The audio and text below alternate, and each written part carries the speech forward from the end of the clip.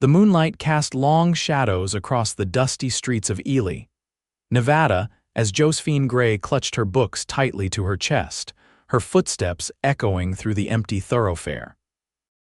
It was 1882, and the small mining town was finally settling down for the night, saloon doors swinging closed as the last drunken miners stumbled homeward. She quickened her pace, her heart racing as she neared the small, weathered cabin at the edge of town, wondering if he'd be waiting.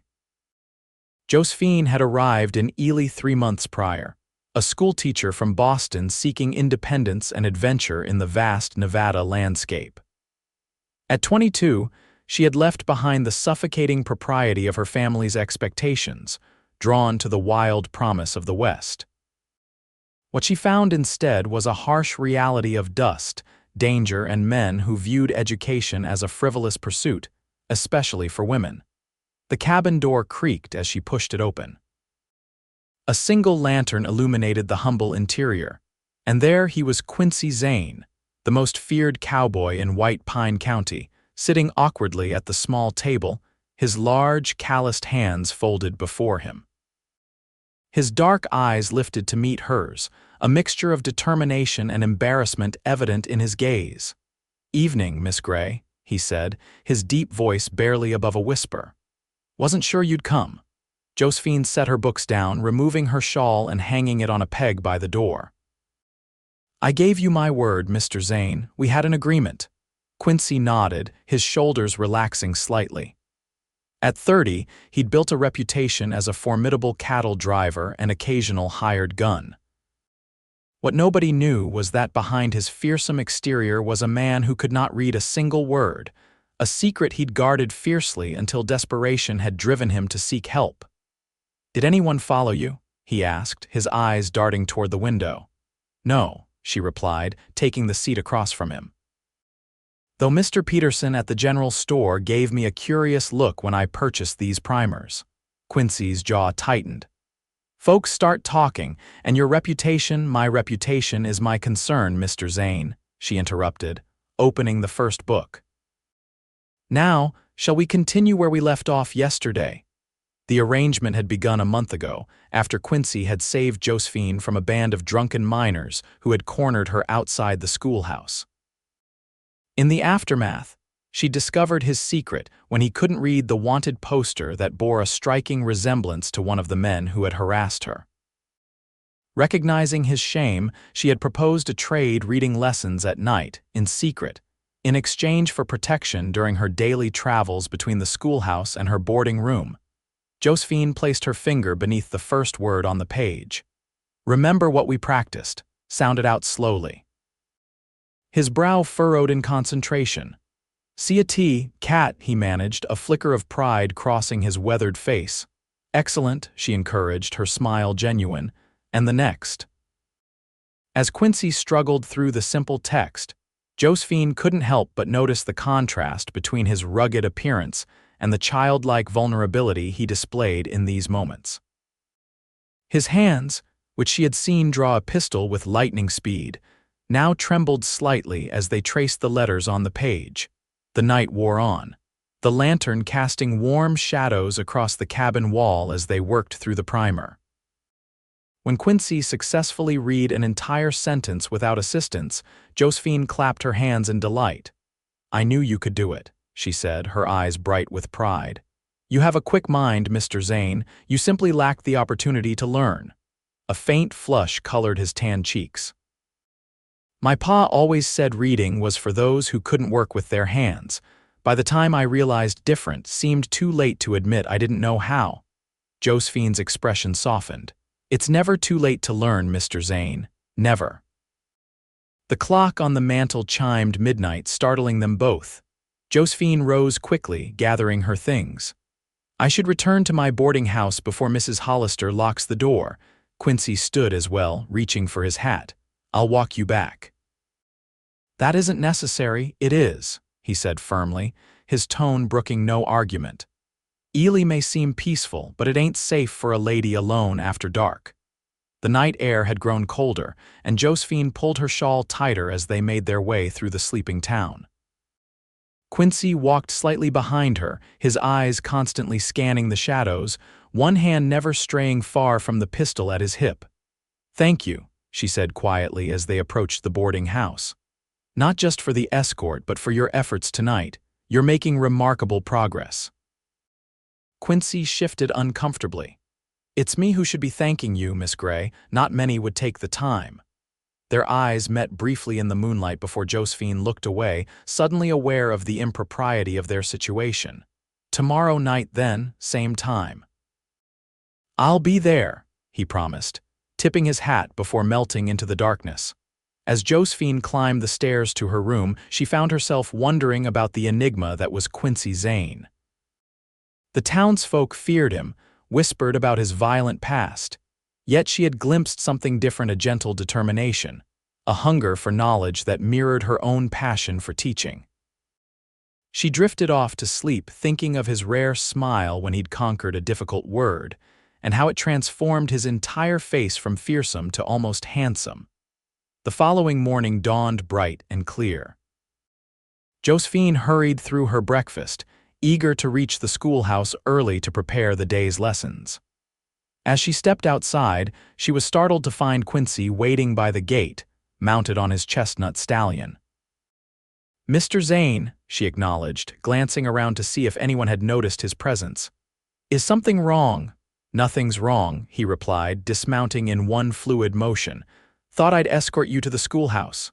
Josephine blinked in surprise. "That's very kind, but hardly necessary in broad daylight." "Heard there's been trouble near the mines," he said, falling into step beside her. "New workers coming in, causing disturbances. Better safe than sorry." As they walked, Josephine noticed how he kept himself between her and the street, his body a shield against potential danger. It was a subtle gesture, but one that spoke volumes about his protective nature.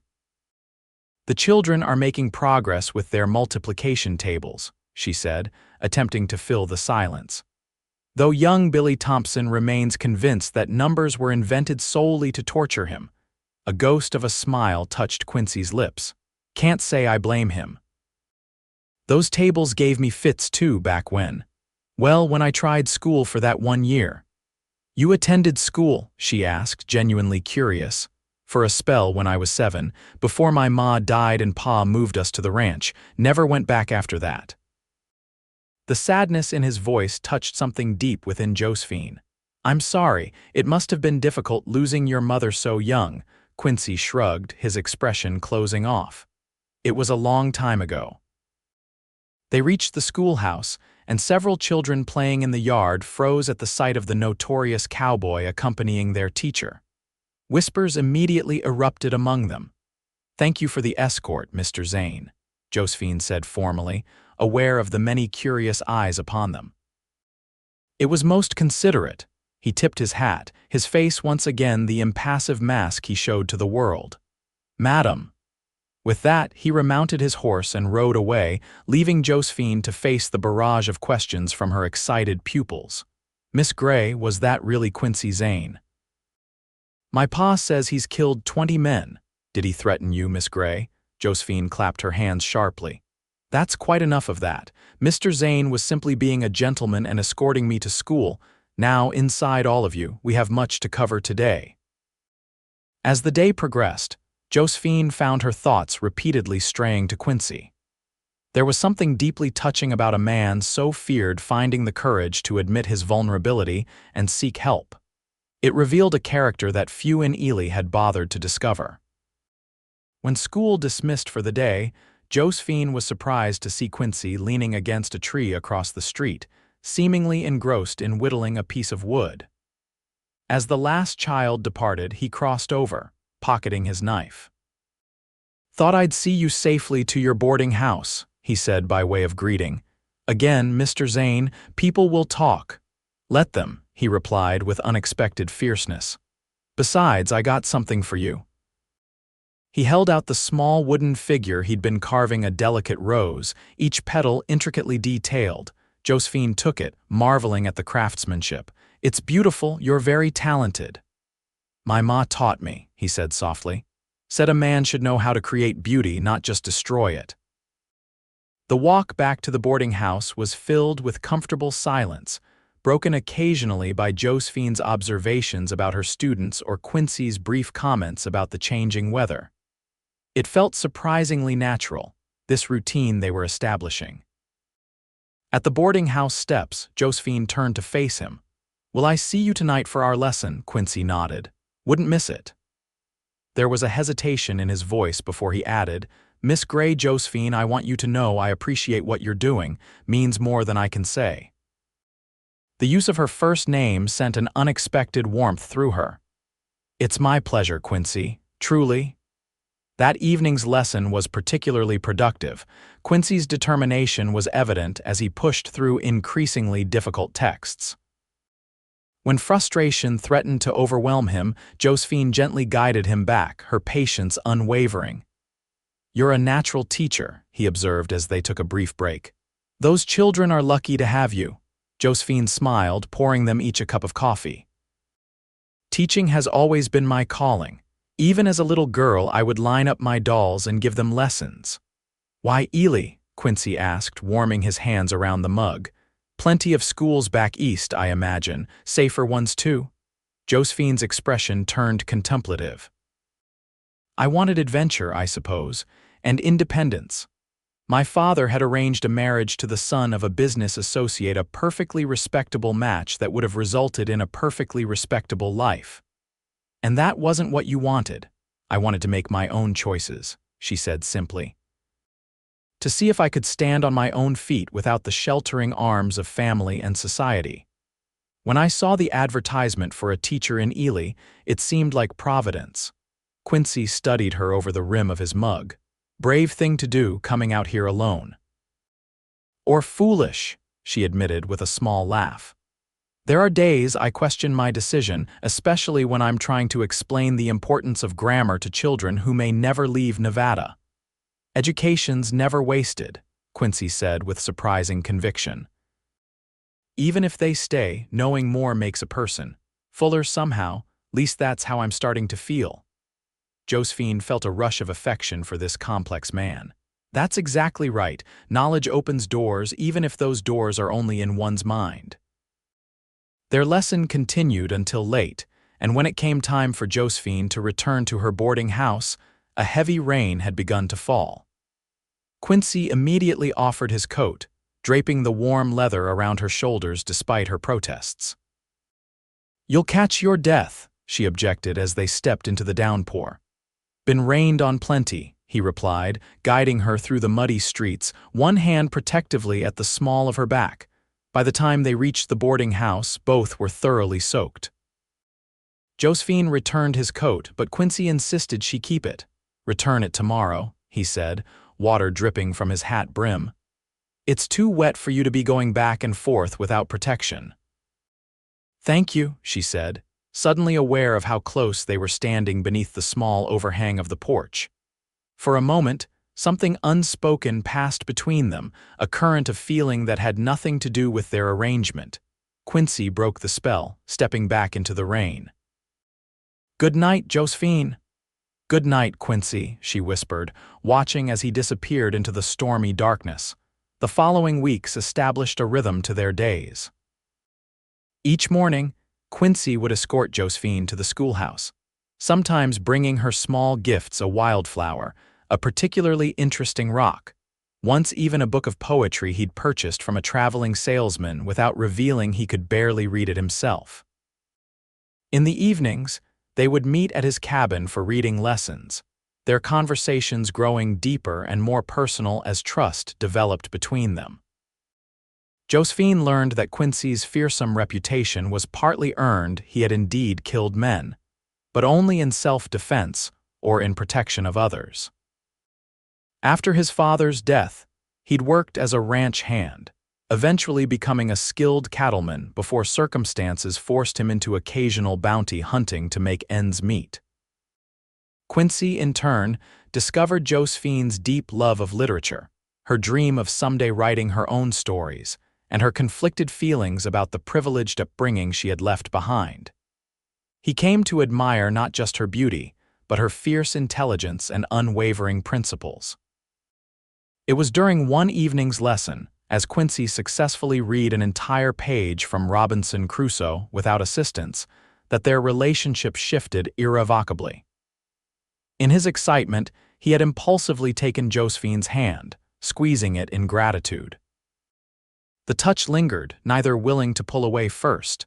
"Josephine," he said, his voice rough with emotion, "I don't think I can ever repay you for what you've given me." She gazed at their joined hands. "You already have in more ways than you know. Your friendship has made Ely feel like home." "Is that what this is?" he asked quietly. Friendship? The question hung between them, laden with unspoken possibilities. Josephine found herself unable to meet his eyes, afraid of what he might see in hers. "It's getting late," she said finally, gently withdrawing her hand. "Perhaps we should continue tomorrow." Quincy didn't press, but as he walked her back to the boarding house that night, there was a new awareness between them, a tension that felt both frightening and exhilarating. The following day brought unexpected trouble. As Josephine dismissed her class, she noticed three rough-looking men lounging across the street, watching the schoolhouse with predatory interest. Her heart raced as she recognized one of them, Jacob Mercer, a minor who had been among those who had harassed her before Quincy's intervention. Quincy, who usually waited at a discreet distance, was nowhere to be seen. Josephine hesitated in the doorway, considering her options. Before she could decide, Mercer and his companions began crossing the street toward her. "Well, if it ain't the pretty schoolmarm," Mercer called, his voice slurred from drink despite the early hour. "Been wondering when we'd get a chance to finish our conversation." Josephine stepped back into the schoolhouse, her hand on the door. "Please leave, Mr. Mercer." "I have nothing to say to you." "Now that ain't friendly," one of the other men laughed, blocking the door before she could close it. "We just want to escort you home like your pet gunslinger's been doing." Fear clawed at Josephine's throat as they forced their way inside, backing her against her desk. Mercer reached out to touch her hair and she slapped his hand away, earning a dark scowl. "Seems like someone needs to teach you some manners," he growled, grabbing her arm roughly. "Take your hands off her." The voice from the doorway was deadly calm. Quincy stood there, his posture relaxed but his eyes cold as winter. The atmosphere in the room changed instantly, the miner's bravado wilting under his steady gaze. "This ain't your concern, Zane," Mercer blustered, though his grip on Josephine loosened. "I'm making it my concern," Quincy replied, stepping into the room. "Now you boys have two choices. Walk out of here on your feet or be carried out. Makes no difference to me." There was a tense moment when Josephine feared violence would erupt. Then Mercer released her arm, backing away with a forced laugh. "Didn't realize she was your woman, Zane. No harm intended." "Miss Gray isn't anyone's property," Quincy corrected, his voice still dangerously soft. "She's a lady deserving of respect, something you seem to have forgotten." The miners filed out, muttering threats under their breath that no one took seriously. When they were gone, Josephine let out a shaky breath, steadying herself against the desk. "Are you hurt?" Quincy asked, crossing to her side, his eyes scanning her for injuries. "No, just shaken." She attempted a smile that didn't quite reach her eyes. "Your timing is impeccable." "I'm sorry I wasn't here sooner," he said, genuine regret in his voice. Had business at the bank that took longer than expected. Josephine gathered her composure, collecting her books. "You can't always be my protector, Quincy. I chose to come west knowing the dangers." "Doesn't mean you deserve to face them alone," he replied, taking the books from her hands. "Come on, I'm taking you home." The walk to the boarding house was silent, Josephine lost in thought and Quincy radiating quiet anger at the men who had threatened her. At the steps, he finally spoke. "I won't be able to meet tonight. There's a situation I need to handle." Alarm flashed across Josephine's face. "You're not going after those men, are you?" "Not directly," he assured her. "But word needs to spread that you're not to be bothered. I know people who can help with that." "Please don't do anything rash," she pleaded. "Violence only breeds more violence." Quincy's expression softened as he looked at her.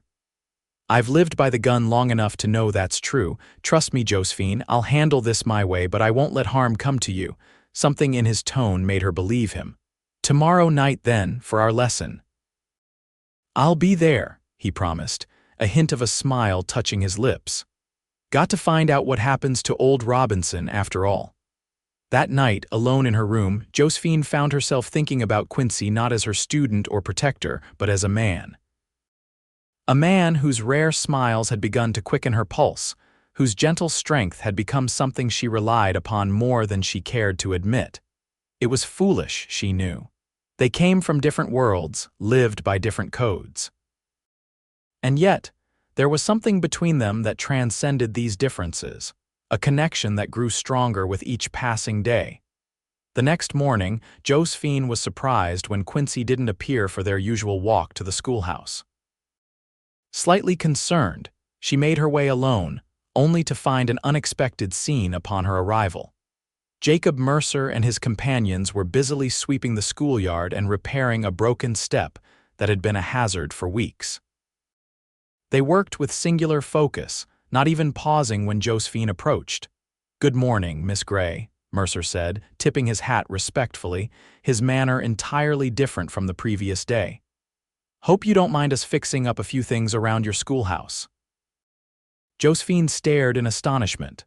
"Not at all, Mr. Mercer. May I ask what prompted this? Generosity?" Mercer exchanged glances with his companions before answering. "Let's just say we had a change of heart, realized we ain't been showing proper respect to our town's teacher." Before she could question further, one of the children arrived, followed quickly by others. Mercer and his friends finished their work and departed with awkward bows, leaving Josephine puzzled but relieved by the transformation. It wasn't until that evening when Quincy arrived for their lesson that she understood what had happened. "Did you threaten those men?" she asked directly as he settled into his chair. Quincy shook his head. "Didn't have to. Just had a conversation with them at the saloon, explained a few things." "What things, exactly?" He met her eyes steadily. "That a real man shows strength through gentleness, not intimidation. That treating a woman with respect isn't a choice, it's a duty. And that if they couldn't understand those simple truths, they'd find Ely suddenly very unwelcoming." Josephine studied his face, finding no trace of violence or vengeance in his expression. "You taught them a lesson without raising a hand. Words can be powerful tools when used right," he replied with a slight smile. "Someone's been teaching me that." Something shifted in Josephine's heart at that moment, an acknowledgement that her feelings for Quincy had grown far beyond friendship or the satisfaction of a teacher for her students' progress. There was a depth to him that few bothered to discover, a gentle wisdom beneath his rugged exterior. Their lesson that night focused on a love poem that Quincy had specifically requested to learn. As he read the verses, his deep voice giving weight to the words of devotion and longing, Josephine found herself moved almost to tears by the sincerity in his delivery. "She walks in beauty, like the night slash of cloudless climes and starry skies," he read, his eyes lifting from the page to meet hers. "And all that's best of dark and bright slash meet in her aspect and her eyes." The air between them seemed to vibrate with unspoken feelings. When Quincy closed the book, his hand reached across the table to cover hers. "Josephine," he said softly, "I need to tell you something, and I'm not sure I have the right words." Her heart raced as she turned her hand beneath his, their fingers intertwining. "Sometimes the simplest words are best." "I've grown to care for you," he said, his eyes never leaving hers. "More than I thought possible, but I'm not the kind of man a woman like you deserves." "Shouldn't I be the judge of what I deserve?" she asked gently. Quincy's expression was pained. "You're educated, refined. I'm just a cowboy with a bad reputation who's only now learning to read. What could I possibly offer you?" Josephine squeezed his hand. "Kindness, protection, respect. You've shown me all of these things, Quincy. You treat me with a gentleness that speaks far more about your character than your ability to read or write. There are others who could give you those things," he argued, "men with prospects, with respectable names. Perhaps," she acknowledged, "but they wouldn't be you." The simplicity of her statement silenced his objections. For a long moment, they sat with hands joined across the table, the lamp between them casting golden light on their faces. "I don't know where this leads," Quincy finally said, "but I'd like to find out if you're willing." Josephine smiled, a warm, genuine smile that reached her eyes. "I am." Their relationship evolved slowly over the following weeks. Their morning walks and evening lessons continued, but now there were other moments shared between them: Sunday picnics by the creek, horseback rides through the surrounding countryside, quiet conversations beneath the stars after their reading sessions. Ely's gossips buzzed with speculation about the unlikely pair, but Josephine found she cared less than she might have expected. There was something liberating about choosing her own path, regardless of society's expectations. Quincy's reading improved dramatically, his natural intelligence finally finding an outlet. He began keeping a journal, practicing his writing daily, and devouring any books Josephine recommended. At the same time, he introduced her to the skills of the West, teaching her to ride properly, to identify animal tracks, to appreciate the harsh beauty of the Nevada landscape he loved so deeply. It was during one such outing, as they rested beneath a lone pine overlooking a vast valley, that Quincy first kissed her. The moment was unexpected yet perfectly natural, his calloused hand gently cupping her cheek as his lips met hers with tentative reverence. "I've been wanting to do that for weeks," he confessed when they parted, his voice husky with emotion. Josephine leaned into his touch, her heart full. "What took you so long?" His answering smile was tinged with wonder, as though he couldn't quite believe his good fortune. "Waiting to feel worthy, I suppose." She framed his face with her hands, suddenly fierce. "You are worthy, Quincy Zane. Don't ever doubt that again." Their return to town that evening marked a new phase in their relationship. No longer hiding their affection, they walked openly together, Quincy's hand protective at the small of her back, Josephine's head occasionally leaning against his shoulder. Not everyone approved. Mrs. Hollister, the boarding house proprietor, took Josephine aside the following morning with grave concerns about her reputation. The school board chairman expressed similar reservations, suggesting that a teacher should maintain stricter standards of propriety. "Are you asking me to choose between my position and my personal happiness?" Josephine asked him directly after one particularly pointed conversation. The chairman had the grace to look uncomfortable. "Not explicitly, Miss Gray. You're an excellent teacher and the children adore you. But you must understand how it appears a respectable young lady keeping company with a man of Mr. Zane's history." Josephine lifted her chin. "Mr. Zane is a good man who has shown me nothing but respect. I would suggest that, before passing judgment, you take the time to know him as I do." Despite her brave words, Josephine worried. Her position as the town's teacher was precarious, dependent on the good opinion of Ely's leading citizens. If forced to choose, she wasn't certain what her decision would be. Quincy, sensing her distress, proposed a solution. "Let me speak with them," he offered one evening as they discussed the situation. "Maybe if they see I can read now, that I'm trying to better myself." "It isn't about your rating," Josephine interrupted gently. "It's about perception, about the stories they've heard. Most of which are exaggerated," he pointed out. "But not all," she replied, her expression troubled. "You've lived a different life than what they consider acceptable, Quincy. I don't judge you for it, but they do." He was silent for a long moment, absently stroking the back of her hand with his thumb. "What if we gave them something else to talk about, something that would change how they see us?" "What do you mean?" Quincy's eyes met hers, determination and vulnerability mingled in his gaze. "Marry me." Josephine's breath caught. "Quincy, I know it's sudden," he continued quickly. "And I know I don't have much to offer, but I love you, Josephine. I think I've loved you since that first night you showed me how to sound out words, patient as can be despite my frustration." Tears welled in her eyes. "I love you too, but marriage would make us respectable in their eyes," he finished.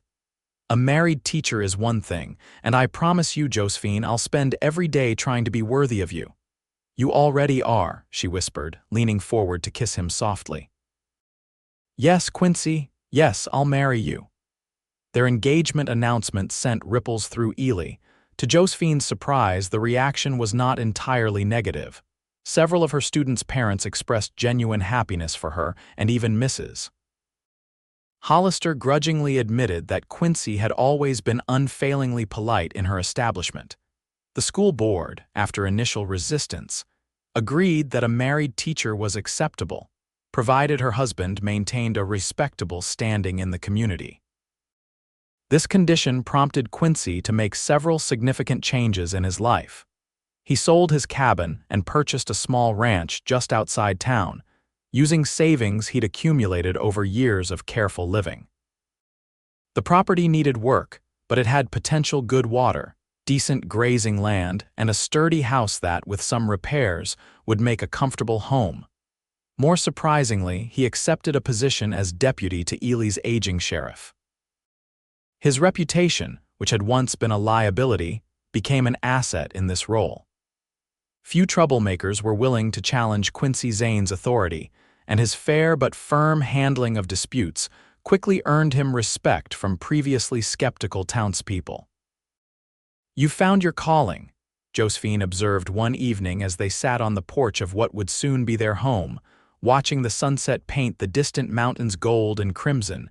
Quincy smiled, his arm around her shoulders. "Seems strange to say it, but I think you're right. Always figured I was meant to be an outsider, moving from place to place. Never thought I'd find a reason to put down roots." She leaned against him, content. "And now I can't imagine being anywhere else," he replied, pressing a kiss to her temple, "or with anyone else." Their wedding took place on a crisp autumn morning, the aspen trees surrounding Ely blazing with golden leaves. The ceremony, held in the small church at the center of town, was attended by Josephine's students, several ranchers who had worked with Quincy, and to everyone's surprise, nearly half the town's residents. Josephine wore a simple cream dress with lace at the collar and cuffs, a crown of wildflowers in her dark hair. Quincy, almost unrecognizable in a new black suit, stood tall and proud beside her, his voice clear and steady as he recited his vows. "I, Quincy, take you, Josephine, to be my lawfully wedded wife," he said, his eyes never leaving hers. "I promise to cherish and respect you, to protect you with my life, and to strive every day to be the man you believe me to be." Josephine's response was equally heartfelt. "I, Josephine, take you, Quincy, to be my lawfully wedded husband. I promise to stand by your side through all of life's challenges, to believe in you even when you doubt yourself, and to love you with all that I am for as long as we both shall live." The celebration afterward was held at their ranch, the house and yard transformed by flowers and lanterns. To Josephine's delight, even the most skeptical of Ely's citizens seemed genuinely pleased for the couple, offering congratulations and well wishes as they danced under the stars. Late in the evening, as the party began to wind down, Quincy led his bride away from the festivities to a quiet corner of the property. There, beneath an old oak tree, he presented her with a small wooden box. "A wedding gift," he explained as she opened it to reveal a delicate gold locket. Inside the locket was a folded piece of paper. Josephine carefully extracted it, unfolding it to find a message written in Quincy's now steady hand. "To my teacher, my friend, my love, you showed me that it's never too late to learn, to change, to become more than what the world expects. Your gentle heart has taught me more than all the books ever written. Yours, always, Quincy." Tears filled Josephine's eyes as she looked up at her husband. "It's beautiful, Quincy, but you're the one who taught me about gentleness, about finding strength in kindness rather than force." He drew her close, resting his forehead against hers. "Seems we've been teaching each other all along." "The best kind of learning," she whispered before rising on tiptoe to kiss him. Their first year of marriage brought both joy and challenges. Josephine continued teaching, walking the mile to town each morning and back each afternoon, often accompanied by Quincy when his duties as deputy allowed. The ranch slowly took shape under their combined efforts, with a vegetable garden behind the house and a small but growing herd of cattle in the pastures. Quincy's reading advanced to the point where he could enjoy novels independently, though he still preferred their evening reading sessions, the two of them taking turns with the books that now filled shelves along their sitting room wall. His writing improved as well, and he began keeping detailed records for both the ranch and the sheriff's office, earning reluctant respect from the town banker who had once dismissed him as an illiterate drifter. Their happiness was challenged in early spring when Jacob Mercer, who had maintained a respectful distance since Quincy's intervention, returned to Ely after several months away. His behavior had deteriorated, his drinking heavier, his manner increasingly unpredictable. On a rainy Tuesday, while Quincy was investigating cattle rustling in the northern part of the county, Mercer confronted Josephine as she was closing the schoolhouse. "Heard you married that gunslinger," he slurred, blocking her path. "Guess he finally got what he wanted." Josephine straightened, refusing to show fear. "Please step aside, Mr. Mercer, I need to get home." "Always so proper," he sneered, moving closer. "But I know better. No decent woman would choose a man like Zane unless she had to." "My husband is twice the man you are," Josephine replied, her voice steady despite her racing heart. "Now please move, or I'll be forced to report this harassment to Sheriff Collins." Mercer's face darkened with rage. "You think you're better than me, you and your killer husband." He lunged forward, grabbing her arm with bruising force. Josephine reacted instinctively, swinging her heavy book bag into his face with all her strength. Mercer staggered back, blood streaming from his nose, cursing violently. "You'll regret that," he threatened, drawing a pistol from his coat. "Let's see if your precious Quincy gets here in time to save you now." Fear froze Josephine in place, her mind racing for a solution. Just as Mercer raised the gun, a shot rang out and he crumpled to the ground with a cry of pain, clutching his shoulder. Sheriff Collins stood in the street, his rifle still smoking. "Drop the weapon, Mercer, or the next one goes through your fool head." The confrontation ended with Mercer in jail, facing charges of assault and attempted murder. When Quincy returned 2 days later and learned what had happened, his face went white with fear and rage. "I should have been here," he said that night, holding Josephine close as they lay in bed, his body still trembling with the aftermath of shock. "If anything had happened to you, but it didn't," she soothed, pressing a kiss to his chest just above his heart. "Sheriff Collins was there, and I managed to break Mercer's nose before he could do any real harm." Despite her attempt at lightness, Quincy remained troubled. "I promised to protect you. What good is that promise if I'm not here when you need me?" Josephine raised herself on one elbow to look into his face. "You can't be everywhere, Quincy, and I'm not some helpless damsel who can't defend herself. We protect each other in different ways." Her words slowly penetrated his fear and his arms tightened around her. "You're right, the thought of losing you terrifies me." "You won't lose me," she promised. "We have too much life ahead of us." Her prediction proved accurate as their life together flourished in the years that followed. The ranch prospered under their joint management, and Quincy's position in the community strengthened as he proved himself a fair and capable deputy. When Sheriff Collins retired 3 years later, the town council unanimously voted to offer Quincy the position. "Sheriff Zane," Josephine teased on the evening of his appointment, "how very respectable you've become." Quincy laughed, pulling her onto his lap as they sat on their porch swing.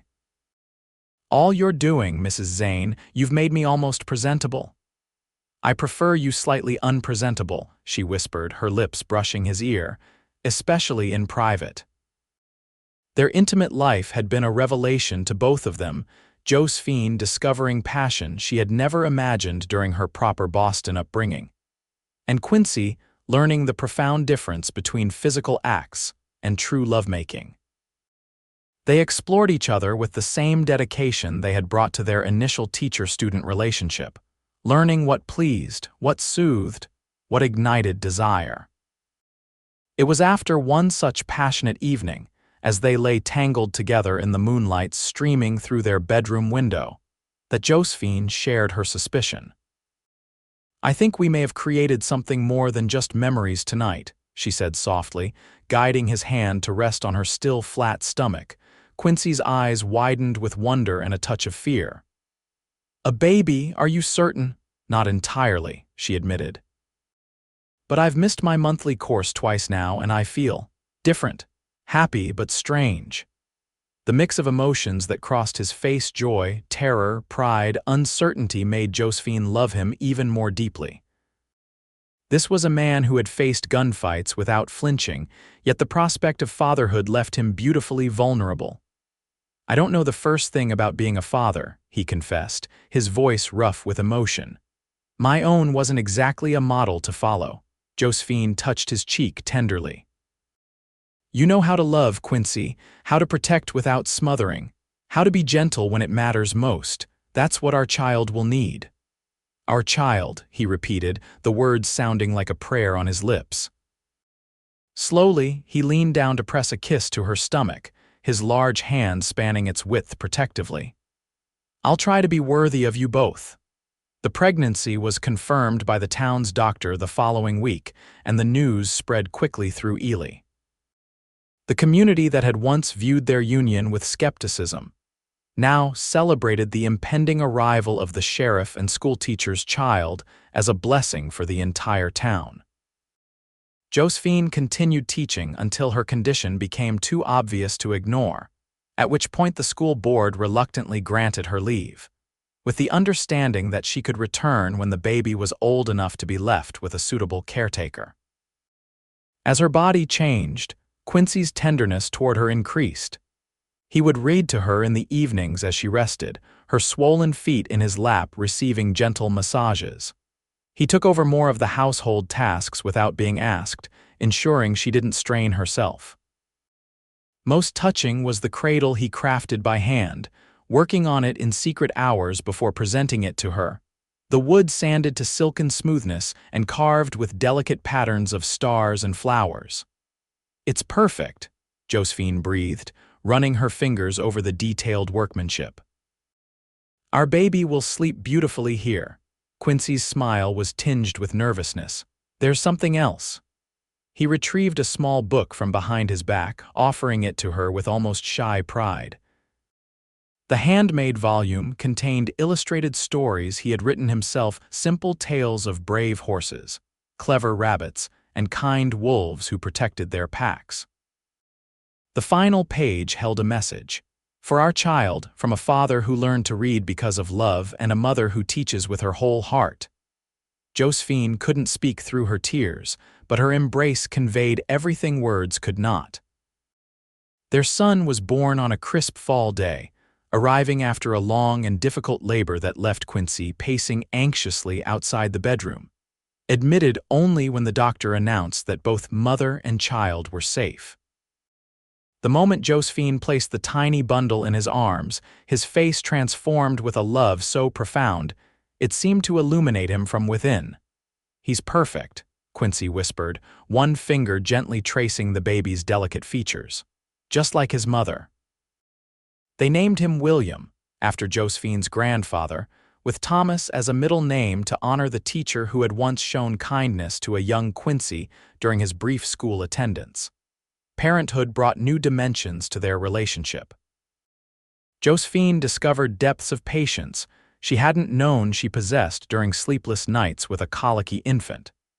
Quincy revealed a surprising talent for soothing the baby, his deep voice humming lullabies as he walked the floor with William cradled against his broad chest.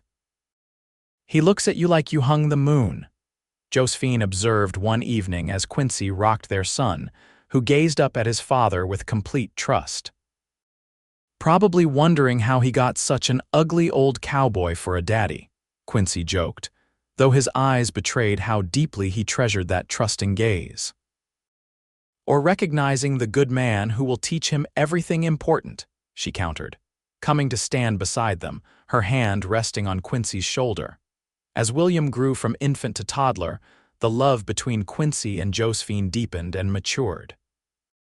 Their initial passion remained, but alongside it developed a comfortable partnership, a shared purpose that encompassed their family, the ranch, and their respective roles in Ely's community. Josephine returned to teaching part-time when William was 2, bringing him with her 3 days a week and leaving him with Quincy or their trusted housekeeper, Mrs. Donovan, on the other days. The arrangement worked well, allowing Josephine to maintain her professional identity while still being present for her son's early years. Quincy's role as sheriff continued to evolve. The wild days of Ely's beginning were fading as the town became more established, with a proper bank, a newspaper office, and even a small library that Josephine had helped establish. Law enforcement became less about facing down armed troublemakers and more about mediating disputes and maintaining order. "Not as exciting as your previous life," Josephine teased one evening as they sat on their porch, watching William chase fireflies in the gathering dusk. "Don't miss the excitement one bit," Quincy replied, his arm around her shoulders. "This is worth more than all the gunfights and cattle drives combined." Their contentment was tested when Josephine's father unexpectedly arrived in Ely 5 years into their marriage. Gordon Gray, a successful Boston businessman, had finally tracked down his wayward daughter after years of minimal correspondence. His appearance at the schoolhouse one afternoon caused a stir among the children and a shock to Josephine, who had not seen her father since leaving the East. "Father," she managed, dismissing her class early before turning to the distinguished gentleman who stood awkwardly by her desk. "What brings you to Nevada?" Gordon Gray looked older than she remembered, his once dark hair now silver, new lines etched around his mouth and eyes. "Is it so strange that a father would wish to see his daughter? And I understand his grandson." The reunion was strained at first. Gordon clearly disapproved of Ely, of the modest ranch house, and most pointedly of Quincy. His subtle comments about a woman of Josephine's breeding and references to the life she might have had created tension that even William, now 4 years old, could sense. Quincy bore the scrutiny with surprising grace, refusing to be baited into confrontation. When Gordon questioned his background, Quincy answered honestly about his lack of formal education and his various occupations before becoming sheriff. When Gordon expressed astonishment that Josephine could be content with such a life, Quincy simply replied, "That's something you'd have to ask your daughter, sir." The turning point came unexpectedly during Gordon's 3rd day in Ely. While Josephine was teaching and Quincy attending to sheriff's business in town, Gordon spent the morning with his grandson at the ranch. William, eager to impress his new grandfather, proudly showed him the small collection of books that were his special treasure. "Papa reads to me every night," the boy explained, carefully opening his favorite volume. "And sometimes I read to him because Mama says that's how we learn best." Gordon picked up one of the books, noticing the careful handwritten inscription inside the cover. "To William, on your 4th birthday, reading opens doors to worlds without end. Love, Papa." Something in the heartfelt message touched a chord in the older man. When Quincy returned home for lunch, he found Gordon sitting on the porch, a thoughtful expression on his face. "My grandson tells me you read to him every night," Gordon said without preamble. Quincy nodded, removing his hat as he took the seat across from his father-in-law. "Started the day he was born. Josephine says it's never too early to develop a love of learning. She always was clever that way," Gordon acknowledged, a hint of pride in his voice. "William also mentioned that you've taught him to ride." "Just on the gentlest mare and never without one of us present," Quincy assured him. "But yes, he has a natural seat, takes after his mother that way." Gordon was silent for a moment, studying the younger man with new consideration. "You love them very much, don't you, my daughter and grandson?" "More than life itself," Quincy replied simply. Another pause, then Gordon spoke with unexpected candor. "When Josephine left Boston, I was certain she was making a terrible mistake. A young woman alone in the West, it seemed like madness." When her letters mentioned she had married a cowboy turned sheriff, I feared the worst. Can't say I blame you for that, Quincy acknowledged. I wasn't exactly the kind of man most fathers would choose for their daughters. No, Gordon agreed, you weren't. But seeing her now, seeing this life you've built together, I begin to understand why she chose as she did. He gestured toward the house, the well-tended garden, the fields beyond. There's love here, and respect. I can see it in the way she looks at you and in how you treat her. The conversation marked a shift in their relationship. Over the remaining days of his visit, Gordon made a genuine effort to understand the life Josephine had chosen. He asked questions about the ranch, observed Quincy's interactions with the townspeople, and spent hours with William, developing a bond with the grandson he hadn't known existed. Before departing for Boston, he took Josephine aside for a private conversation. I came here expecting to find you in unfortunate circumstances, perhaps even to convince you to return east, he admitted.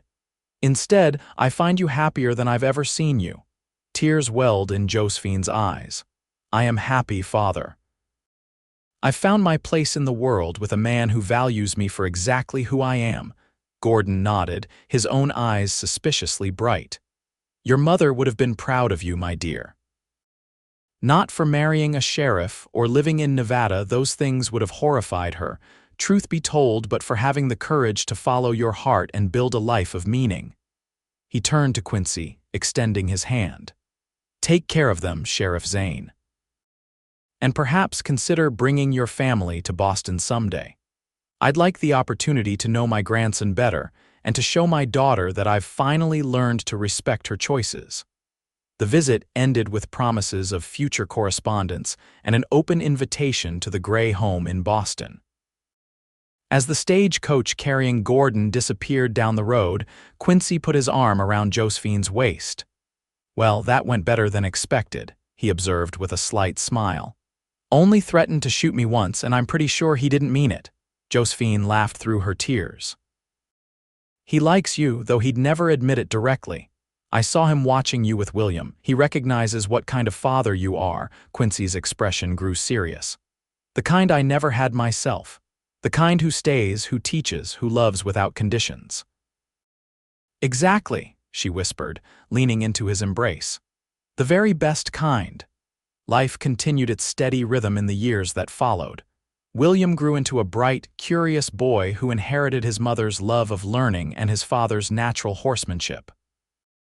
When he was 6, the family welcomed a daughter, Eleanor, whose arrival completed their happiness in ways they hadn't anticipated. She has your eyes, Josephine said softly as they gazed at their newborn daughter, cradled in Quincy's arms. And I think she'll have your stubborn determination as well. Poor child, Quincy laughed, though his eyes were suspiciously damp as he stroked the baby's tiny hand. Let's hope she has your patience to balance it out. With 2 children, the ranch house suddenly seemed smaller. Quincy spent that summer adding 2 new bedrooms, working in the cool morning hours before his sheriff's duties called him to town. William, eager to help, became his father's shadow, learning to measure lumber and hammer nails with childish determination. You're raising a carpenter, Josephine observed one evening as she watched them work together, Eleanor nursing contentedly at her breast. Just trying to teach him useful skills, Quincy replied, ruffling his son's hair proudly. Reading opens the mind, but working with your hands builds character. Their family flourished in the balance. They had created Josephine's intellectual influence complementing Quincy's practical knowledge, her gentleness tempering his occasional sternness, his protective nature supporting her independence. Together, they provided their children with a foundation of love and respect that became evident to everyone who knew them. As Eleanor grew from infant to toddler, Josephine often found herself watching Quincy with their daughter, marveling at the tenderness this once feared man showed to the little girl who had him wrapped around her finger. He would sit for hours with Eleanor on his lap, patiently answering her endless questions, braiding her hair with surprising dexterity, or reading the same story repeatedly because she asked it of him. You spoil her, Josephine said fondly after one such evening as they prepared for bed. Can't help it, Quincy admitted without a trace of regret. She looks at me with those big eyes, and I'd give her the moon if she asked for it. And William, do you think he feels less loved because a leaner demands so much attention? Quincy considered this, his expression thoughtful. Don't think so. He and I have our time riding the range, checking fences, those reading sessions we have when he brings me a new book he's discovered. It's different with each of them, but no less important.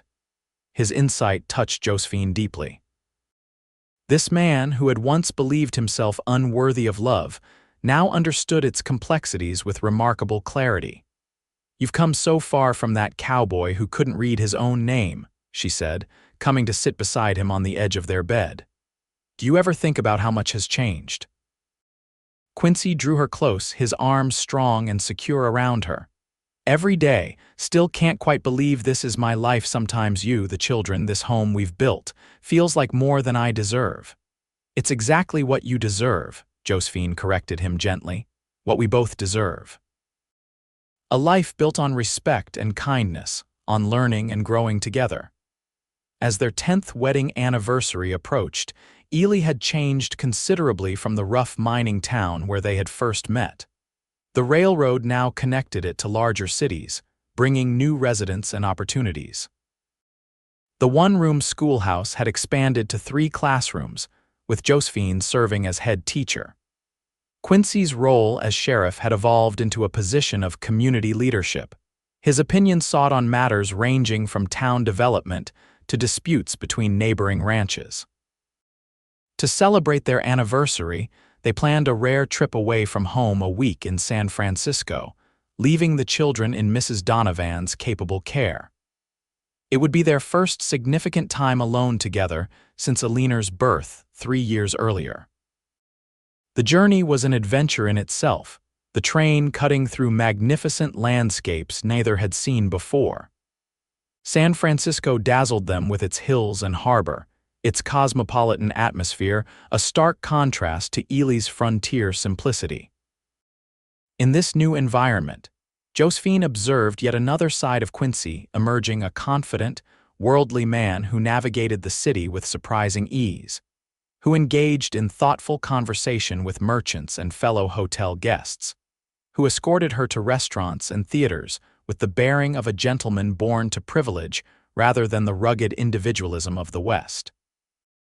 You continue to surprise me, she told him as they strolled along the waterfront on their final evening in the city.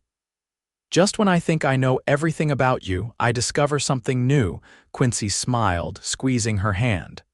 Nothing new about me, Josephine. Just applying the lessons you taught me all those years ago. Reading lessons weren't meant to turn you into a city gentleman, she teased. Not the reading, he clarified, stopping to face her, the setting sun gilding his features.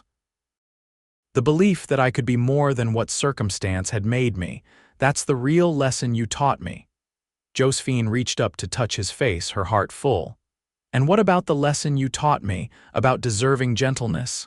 Did I teach you that? He asked softly. Seems like something you should have known all along. I knew it intellectually, she admitted. But experiencing it, having someone treat me as something precious without trying to control me, that was new. That was your gift to me, Quincy. He drew her into his arms then, unconcerned about the passers-by who might observe their embrace. We've been good teachers for each other, haven't we? The very best, she whispered against his lips before he kissed her, the taste of salt air and promise mingling between them. Their return to Ely brought the joy of reunion with their children, and the comfort of settling back into familiar routines. Yet something had shifted during their time away, a renewed appreciation for the life they had built together, a deeper understanding of how far they had come from those clandestine reading lessons in a rustic cabin. As summer faded into autumn, and autumn gave way to the crystalline beauty of a Nevada winter, Quincy and Josephine continued writing their story together, a story of love that had transcended social expectations, of mutual respect that had deepened with each passing year, of a family bound by more than blood. On a quiet December evening, with snow falling gently outside their window and their children sleeping peacefully in their beds, Quincy found Josephine in their sitting room, a book open on her lap, the firelight playing across her still beautiful face. "What are you reading?" he asked, settling beside her on the sofa. She smiled, showing him the familiar volume of poetry from which he had read during their early lessons. "Just remembering. It seems like another lifetime ago, doesn't it, when you couldn't read these words and I was so alone in a strange town." "Another lifetime," he agreed, taking the book from her hands and finding a particular page with practiced ease. "Yet some things haven't changed at all." Quincy read the verses with quiet confidence, his deep voice giving weight to the poet's words of enduring love.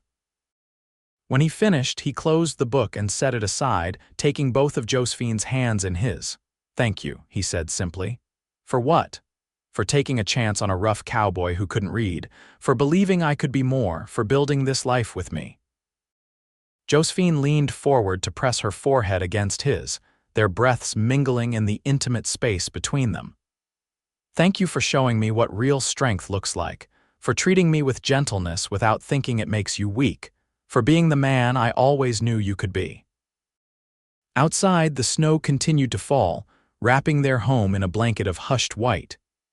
Inside, the fire crackled and popped, casting dancing shadows across the walls lined with books they had read together, photographs of their growing children, mementos of a decade of shared life.